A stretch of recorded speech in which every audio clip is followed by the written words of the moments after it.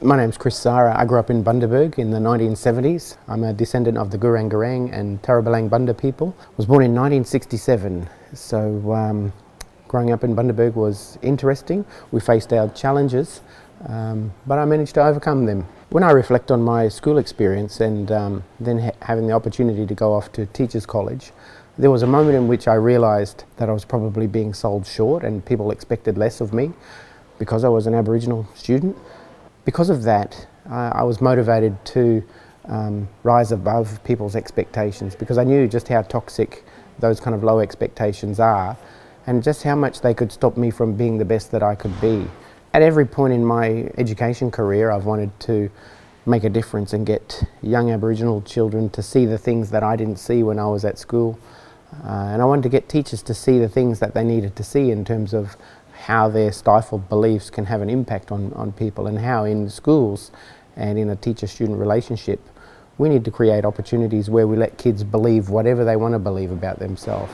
Believe differently about Aboriginal students and Torres Strait Islander students, and you create an environment that's designed to get them believing more positively about themselves, then good things can happen. Now, off the back of that success, we set up the Stronger Smarter Institute, and for the last 10 years we've been working with school and community leaders to understand the Stronger Smarter approach, which is about embracing a positive sense of identity, embracing positive community leadership, and being committed to high expectations relationships in which all of us are challenged to be the best that we can be.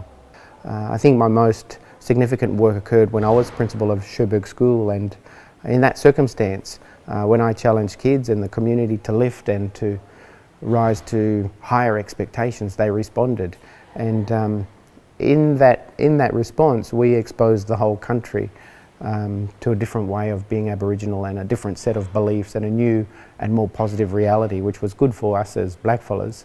It was also good for us as a teaching profession. In lots of discussions that we have, lots of people get to a point where they'll say education is the key, and I, as an educator, obviously I believe that. And I'm not convinced that we understand the true depth of that statement, that education really is the key.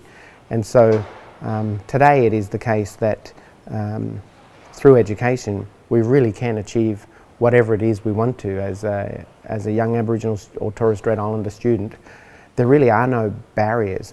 Yes, there are some hurdles along the way, and yes, we'll encounter people with limited beliefs about who we are and what we can do.